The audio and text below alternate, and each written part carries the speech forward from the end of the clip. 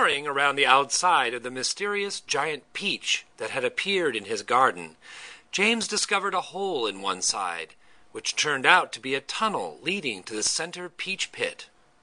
All around him there was a strange green light, and as he crawled slowly into the middle of the pit, his eyes opened wide with fear. James' large, frightened eyes traveled slowly around the room. The creatures, some sitting on chairs, others reclining on a sofa, were all watching him intently. Creatures, or were the insects? An insect is usually something rather small, is it not?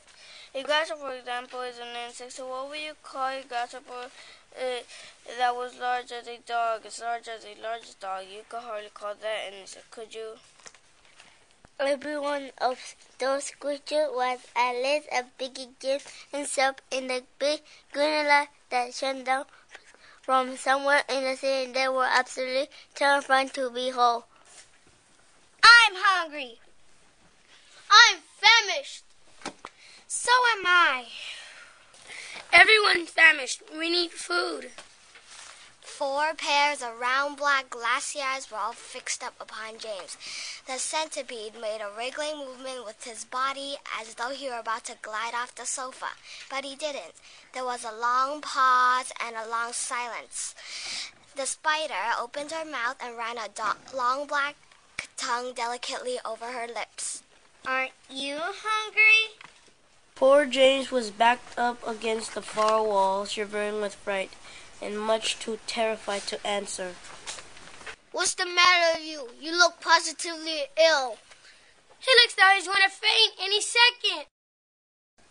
Oh my goodness, the poor thing. I do believe he thinks it's him that we are waiting to eat.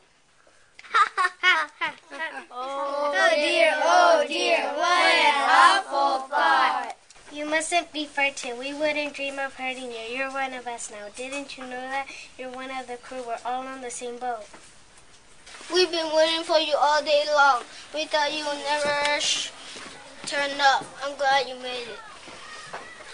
So cheer up, my boy. Cheer up. In the meanwhile, we should come over here and give me a hand with these shoes. That took me hours to get them all off by myself. James decided that this was certainly not a time to be disagreeable. So he crossed the room where the centipede was sitting and knelt down beside him. You have a lot of shoes. And a lot of legs and a lot of feet. 100 to be exact. There he goes again. He simply cannot stop telling lies about his legs. He doesn't have anything like 100 of them. He only has 42. The trouble is, most people don't bother to count them. They just take his word.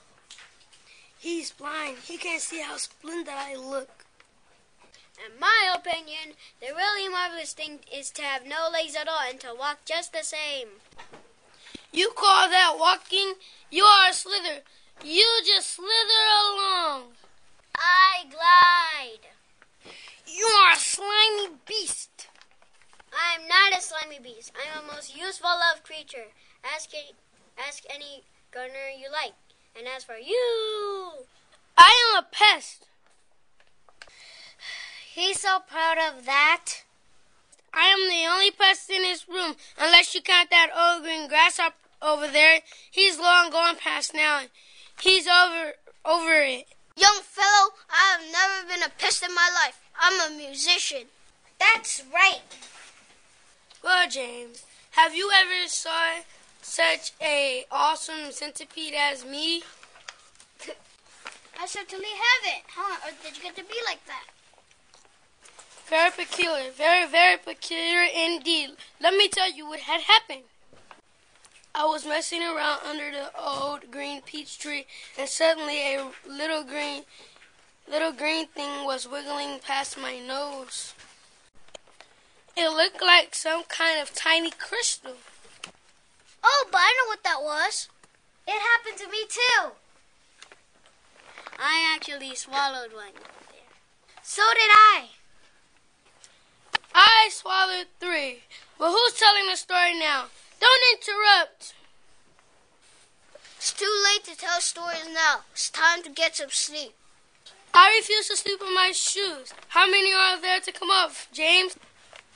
I think I've done about 20 so far. Then that leaves 80 to go.